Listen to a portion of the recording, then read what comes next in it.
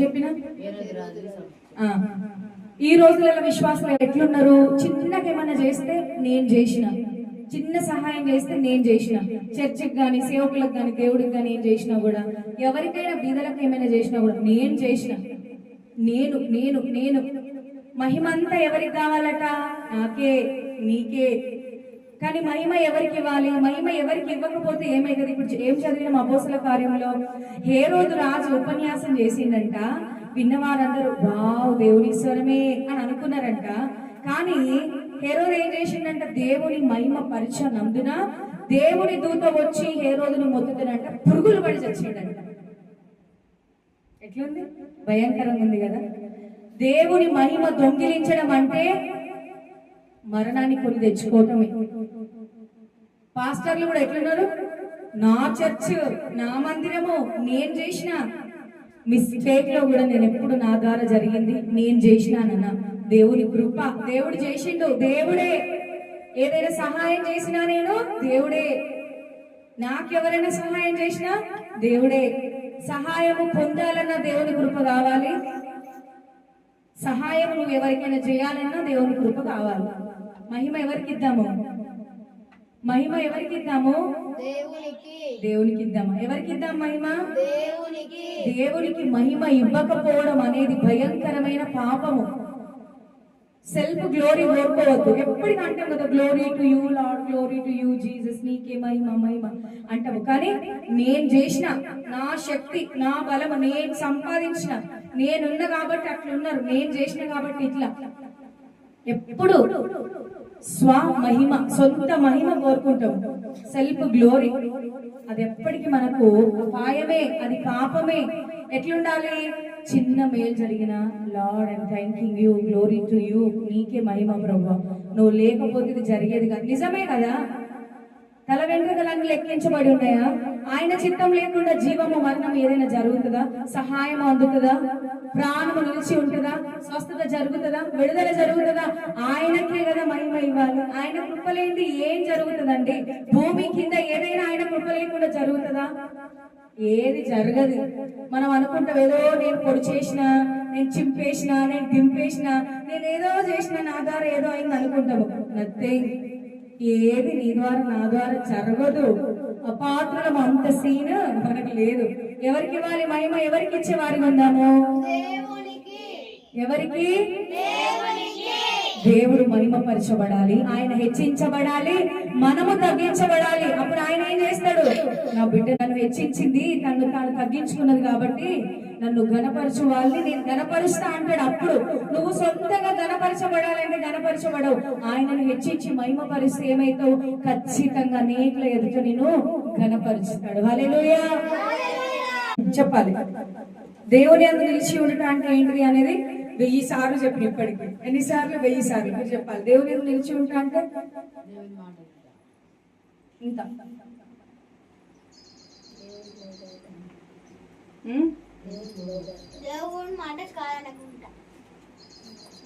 ఇంకా చెప్పనోళ్ళు దొంగలు. దొంగలు దొంగలని ఎప్పుడు చెప్పించుకోవడానికి మీకు మస్తు ఇష్టం ఉన్నది. నా యందు మీరును, మీ యందు నా మాటలను నిలిచి ఉండిన ఎడల మీకేది ఇష్టమో అడుగుడి, అది మీకు అనుగ్రహించబడును. ఏం చెప్పినా ఒక్కరోజు చెప్పిన. యోహాను సువార్తలు ఎట్లా రాసిండు, యోహాను పత్రికలు అక్కడ రాసిండు, నిలిచి ఉండడం అంటే ఏంటిదో అని చెప్పిన. గుర్తు తెచ్చుకోండి. అట్లా ఉంటుంది మా వాళ్ళతో.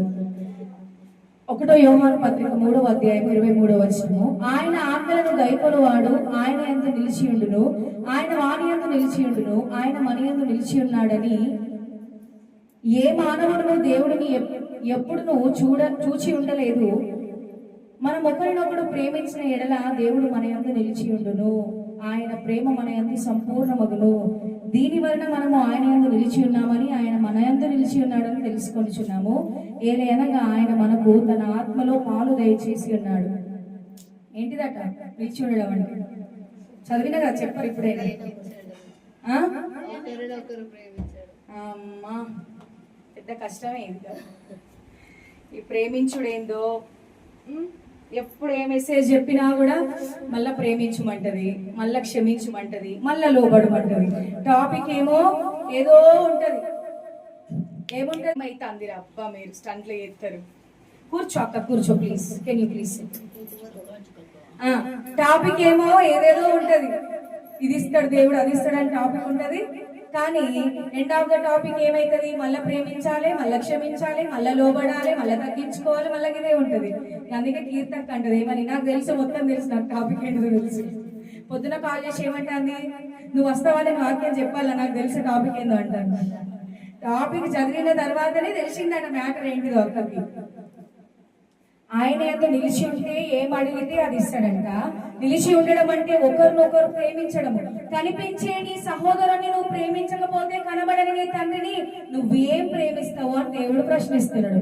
కనిపించే నీ ఇంటి ముందడు నీ ఇంటి పక్క వాడిని నువ్వు ప్రేమించినప్పుడు కనిపించని దేవుణ్ణి నువ్వు ఎట్లా ప్రేమించినట్టు? నిన్నే ప్రేమింతును నీవేను తీరుగా అంటావు కదా. ఏం చేసినట్టు మరి? ఆయన ప్రేమించినట్టేనా? కనిపించే నీ ముందున్న మనిషిని నువ్వు ప్రేమిస్తలేవు, మరి ఆయన ప్రేమించినట్టు ఎట్లయితుంది? ప్రేమించినట్టు కాదు కదా. మరి ఎప్పుడు ఆయనకు మహిమ వస్తుందంట. చదువుదాం యోహాను సువార్త.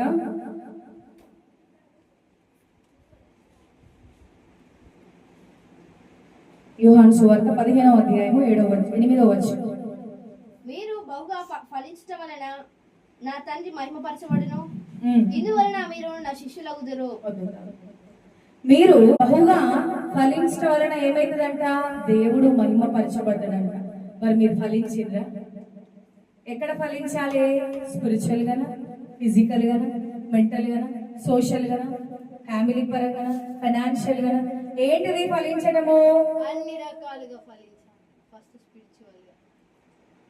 ఎప్పుడు వస్తుందంట మహిమ? నువ్వు ఫలిస్తే వస్తుందంట. క్రిస్టియన్ గానే ఉంటూ మూలుకుంటూ ముక్కిపోయినట్టుగా ఎప్పుడు చూసినా రోగమైనా. నాకు అసలు ఎప్పుడు నేను ఎక్కువ సిక్కుగాను. మొన్నేదో కొంచెము బాగాలేకుండా లేట్ అయిందని అంటే, ఓ ఏందిరా నీ ఊకే హెల్త్ సిక్ అవుతానవేనన్నాడు ఒక అన్న. నా తల కొట్టేసినట్టు అయింది. ఇక అసలు నేను ఎక్కువ సిక్కుగాను, ఎప్పుడు ఓసారి అవుతా. నన్ను పట్టుకొని ఆ మాట అంటే అమ్మో ఇంకా రెగ్యులర్ గా సిక్ అయ్యేటోళ్ళని ఏమంటారు అని భయమైంది నాకు.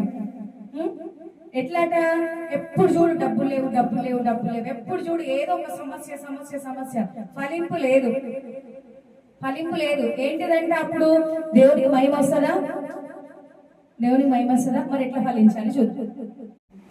దేవుడు ఎప్పుడు మహిమపరచబడతాడు? ఫస్ట్ పార్ట్ విన్నాం కదా, ఇప్పుడు సెకండ్ పార్ట్ నెక్స్ట్ అక్కడ విన్నాము. చెప్పండి, ఫస్ట్ పార్ట్ లో ఇప్పుడు ఏం చెప్పినా? దేవుడు ఎప్పుడు మహిమపరచబడతాడు?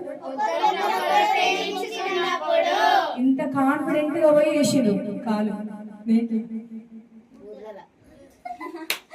అది ఏంటిది? ఒకరినొకరు ప్రేమించుకోవడం అంటే దేవుని అందు నిలిచి ఉండడం అని చెప్పిన. దొంగలు మన చర్చిలో ఉన్న దొంగలు ఎక్కడ ఉండరు. మీరు బహుగా ఫలించడం వలన మీ తండ్రికి మహిమ వస్తుందంట. మరి ఎట్లా ఫలించాలనేది అక్కడ చెప్తా అని చెప్పిన.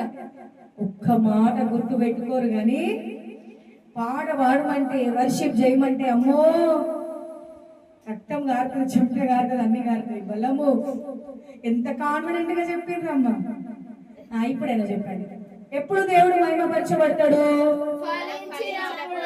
మనము ఫలించినప్పుడు. అన్ని రకాలుగా మనం ఫలించాలి.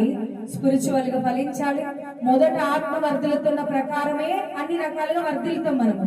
స్పిరిచువల్ గా ఫలించాలి, ఫైనాన్షియల్ గా ఫలించాలి, సోషల్ గా ఫలించాలి, ఫ్యామిలీ పరంగా ఫలించాలి, ఆరోగ్య పరంగా ఫలించాలి, అన్ని ఏరియాస్ లో ఫలించాలి. కానీ ఈ ఫలింపు ఎవరి కొరకు ఉండాలంట? రోమపత్రికలు ఏం చెప్తున్నాడు? మీ ఫలింపు దేవుని కొరకు ఫలించాలంట. అప్పుడు ఏమైతుంది? ఆయనకు మహిమ వస్తుంది. మరి ఎట్లా ఫలించడో నెక్స్ట్ పార్ట్ లో చూద్దాం. హల్లెలూయా. ఎక్కడున్నాము? ద్రాక్షావల్లిని నేను, తీగలు మీరు అన్నాడు. నాకు వేరుగా మీరు ఏం చేయలేరు అని అన్నాడు. అన్నాడా? ఏం చేయలేరు. ఎప్పుడు ఫలిస్తారట? మీరు ఎప్పుడు ఫలిస్తారు? మీరు ఫలిస్తే ఎవరికి మహిమ వస్తుంది? దేవునికి మహిమ వస్తుంది. మీరు ఎప్పుడు ఫలిస్తారు? ఒకటి, దేవుని యందు నిలిచి ఉండాలి. దేవుని యందు నిలిచి ఉండడం అంటే కనిపిస్తున్న సహోదరుని ప్రేమించటం. దొంగలు ఏంటిది? కనిపించే సహోదరుని ప్రేమించని మీరు కనిపించని దేవుని ప్రేమించలేరు. కాబట్టి మీరు దేవుని ప్రేమిస్తున్నారు అంటే నీ సహోదరుని ప్రేమిస్తే అప్పుడు ఆయన నీ అందులో నీవు ఆయన అందులో నిలిచి ఉండవు. అప్పుడు ఏమైతుందంట, ద్రాక్ష వల్లిని నేను, తీగలు మీరు. అప్పుడు మీరు నా యందు నిలిచి ఉంటే ఫలిస్తారు నాకు వేరుగా. ఒకవేళ ఆయనలో మీరు నిలిచి లేకపోతే మీరు ఫలించరు, దేవునికి మహిమ రాదు. మరి మంచి నేలను పడిన విత్తనం గురించి చెప్పుకున్నాము. వాక్యము విని అనుసరించే వారు ఫలిస్తారంట రెండవదిగా. ఇంకా విత్తనము చస్తనే ఫలిస్తుంది కదా, శరీర స్వభావ రీతిగా చచ్చిన వారు ఫలిస్తారంట. అప్పుడు ఏంటిది, నీ భార్య ద్రాక్ష వల్లి వలె ఉంటది, నీ పిల్లలు నీ భోజనపు బల్ల చుట్టూ ఉండరు. మరి ఇది ఎక్కడి నుంచి వస్తుందంట? చివరి వచనంలో ఏం చదువుకున్నాం మనము? కీర్తనల భాగంలో చివరి 4వ వచనంలో యెహోవా యందు భయభక్తులు కలిగిన వాడు ఇలాగూ ఆశీర్వదించబడతాడు. మళ్ళా ఏం కావాలి? భయభక్తులు కావాలి. నీకు కనిపిస్తున్న సహోదరుని నువ్వు ప్రేమించాలి. ఇంకా ఒక్క పోస్తుందా? ఏం కాదు, మంచిది. ఎంత చెమట పోస్తే అంత గ్లో అవుతారు మీరు తెలుసా. కనిపించే సహోదరుని ప్రేమించాలి. ఇంకా దద్ది అక్కలు అన్నయ్యలు మీరు చెప్పండి. శరీర స్వభావంలో చావాలి. దీనికంటే ముందు ఏం చెప్పిన? వాక్యము విని అవలంబించాలి. అప్పుడు 30దంతలు 60దంతలు 100దంతలు ఫలిస్తారు. మీరు ఎంత మేరకు వాక్యాన్ని అనుసరిస్తే అంత మేరకు ఫలిస్తారు. అప్పుడు ఏమైతుంది? నీ తండ్రి మహిమపరచబడతాడు. హల్లెలూయా. నిన్ను బట్టి దేవుడు ఎప్పుడు మహిమపరచబడతాడు? ఒకటి దాంట్లో